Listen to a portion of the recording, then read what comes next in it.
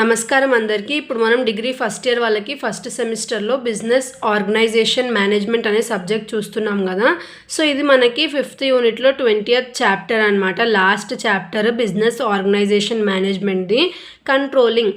So controlling అంటే ఏంటిదంటే ఒక సూపర్వైజర్ అంటే ఒక ఎంప్లాయీని ఎలా కంట్రోల్ చేయాలి, ఎలా గైడ్ చేయాలి, ఎలా కంట్రోల్ చేసి ఎలా గైడ్ చేస్తే ఆర్గనైజేషన్ గోల్స్ని అచీవ్ చేయవచ్చు, ఎంత రిసోర్సెస్ వాడాలి, ఎంత మనీ వాడాలి, ఎక్కడ ఏ లేబర్ని వాడాలి, ఇవన్నీ కూడా కంట్రోలింగ్ కిందకే వస్తాయి.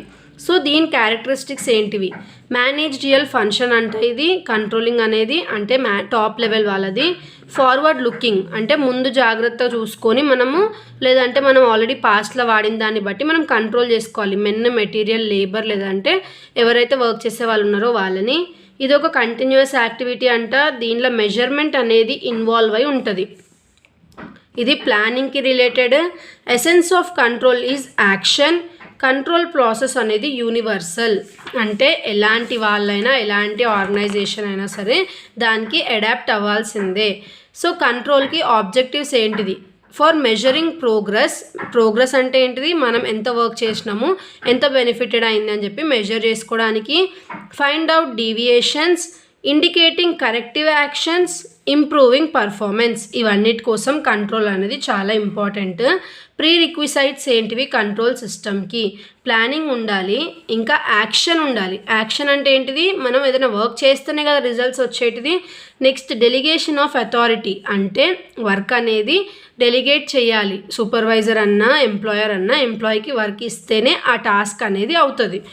ప్రాంప్ట్ ఫ్లో ఆఫ్ ఇన్ఫర్మేషన్ అనేది ఫ్లో అవుతూ ఉండాలి ఒక లెవెల్ నుంచి ఇంకొక లెవెల్కి. Next topic steps in controlling process. First step ఏంటిది? Setting of control standards. So కంట్రోల్కి ఎలాంటి స్టాండర్డ్స్ ఉండాలని ముందే సెట్ చేసుకోవాలి. పర్ఫార్మెన్స్ని మెజర్ చేయాలి, కంపేర్ చేయాలి యాక్చువల్ ఇంకా స్టాండర్డ్ పర్ఫార్మెన్స్కి. Taking corrective actions. ఎలాంటి టైంలో ఎలాంటి యాక్షన్స్ తీసుకుంటే మనకు బెనిఫిట్ అవుతుందో చూసుకుని అవి తీసుకోవాలి. Requirements of a good control system. ఒక గుడ్ కంట్రోల్ సిస్టమ్కి ఉండాల్సిన రిక్వైర్మెంట్స్ ఏంటిది? అది ఈజీగా అండర్స్టాండ్ అయ్యేలా ఉండాలి, ఆర్గనైజేషనల్ నీడ్స్ని రిఫ్లెక్ట్ చేస్తూ ఉండాలి, ఇంకా report deviations quickly, must be appropriate and adequate. Forward looking అంటే మనం ఫ్యూచర్ని ఇంకా ఏదైతే పాస్ట్ ఉందో దాన్ని మైండ్లో పెట్టుకొని కంట్రోల్ చేసుకోవాలి. ఫ్లెక్సిబుల్గా ఉండాలి అంటే ఇప్పుడు మనం ఒకవేళ ఎన్ని గూడ్సే వాడాలని అనుకుంటే మనకి ఎక్కువ సేల్స్ అవుతున్నాయంటే ఇంకా గూడ్స్ వాడుకోవచ్చు. సో ఫ్లెక్సిబుల్ అంటే మన బిజినెస్ అకార్డింగ్ మనం చేంజ్ చేసుకుంటూ ఉండొచ్చు. Economical, must report deviations quickly. Motivating.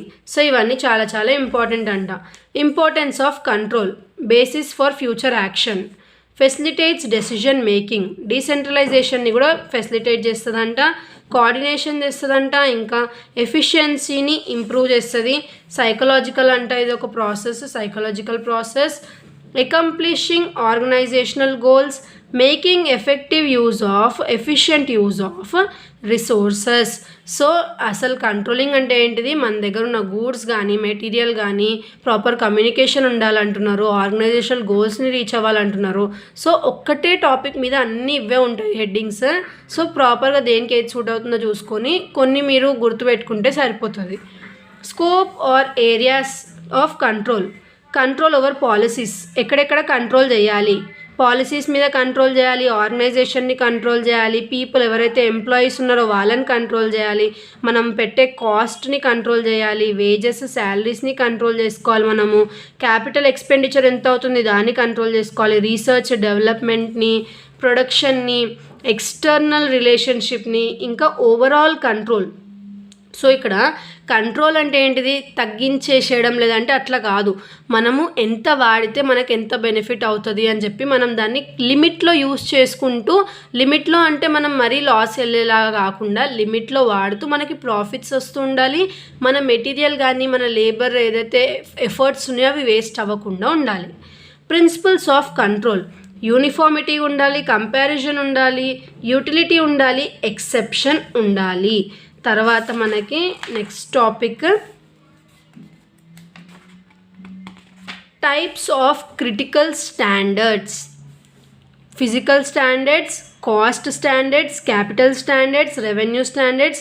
Physical అంటే లేబర్ వర్క్ చేయడం, కాస్ట్ అంటే ప్రొడక్ట్ కాస్ట్, క్యాపిటల్ అంటే ఇన్వెస్ట్మెంట్, రెవెన్యూ అంటే ఎంత ఇన్కమ్ వచ్చింది అది, ప్రోగ్రామ్ అంటే మనం ఎంత వర్క్ చేస్తున్నాము, ఇంటాంజిబుల్ అంటే మనకి ఎంత గుడ్ విల్ వస్తుంది లేదంటే ఎంత మన ఎఫర్ట్స్కి వాల్యూ ఉంది, గోల్స్కి రీచ్ అవుతున్నామా లేదా. సో ఇవన్నీ స్టాండర్డ్స్ని సాటిస్ఫై చేయాలి. Designing control systems. So first మన కీ పర్ఫార్మెన్స్ ఏ ఏరియాస్లో మంచిగా ఉందని ఐడెంటిఫై చేసుకోవాలి. స్ట్రాటజిక్ కంట్రోల్ పాయింట్స్ ఏంటివి చూసుకోవాలి. ఆర్గనైజేషనల్ కమ్యూనికేషన్ని చూసుకోవాలి. అదే ఈ కంట్రోల్కి లిమిటేషన్స్ అంటే డిసడ్వాంటేజెస్ ఏంటివి, ఎక్స్టర్నల్ ఫ్యాక్టర్స్ని ఇన్ఫ్లుయెన్స్ చేస్తుందంట. ఈ కంట్రోలింగ్ అనేది కొంచెం ఎక్స్పెన్సివ్ ఉంటుందంట. Lack of satisfactory standards, opposition for subordinates. Next causes of resistance to change, curbs on freedoms, curb on creativity and innovation, fear of discrimination, rigid controls, shortcomings in evaluation system, against self control. So causes of resistance to change అంటే ఏదన్నా మనం చేస్తున్నాం business, దాంట్లో ఏదైనా change తీసుకొని రావాలంటే first ఇవన్నీ మనము దృష్టిలో పెట్టుకొని ఇవన్నీ ప్రాబ్లమ్స్ వస్తాయి. సో ఇవి ఫేస్ చేసినా కూడా మనం ఆ చేంజ్ చేసుకోవచ్చు మన బిజినెస్లో, అంటేనే ఆ చేంజ్ని మనం అడాప్ట్ చేసుకొని కంటిన్యూ చేయొచ్చు. Relationship between planning and controlling. Planning originates controlling. Controlling sustains planning. Controlling provides information for planning. Planning and controlling are interrelated. So planning controlling అనేది ఇంటర్రిలేటెడ్ అంట. ఎలా అంటే మనం ప్లాన్ చేసేది దేనికి, యాక్షన్ని పర్ఫామ్ చేయడానికి. యాక్షన్స్ ఏం చేస్తాయి, యాక్షన్స్ కంట్రోలింగ్ అంటే మనం ఎంత వాడినామో అవన్నీ చూసుకుంటాం. అదే మళ్ళీ కంట్రోలింగ్ ఏం చేస్తుంది, మళ్ళీ యాక్షన్స్ ఎలా అవ్వాలి, అయిపోయిన తర్వాత మళ్ళీ రీప్లానింగ్. సో ఇవన్నీ ఇంటర్ రిలేటెడ్ ఉంటాయంట. అంటే ఒకదాని తర్వాత అవుతూనే ఉంటుంది. సో ఇది మనకి ప్లానింగ్ ఇంకా కంట్రోలింగ్లో డిఫరెన్సెస్. ఇక్కడితో మనకి ఈ సబ్జెక్ట్ అయిపోయింది. నెక్స్ట్ వీడియోలో ఇంకో సబ్జెక్ట్ స్టార్ట్ చేద్దాము. Thanks for watching.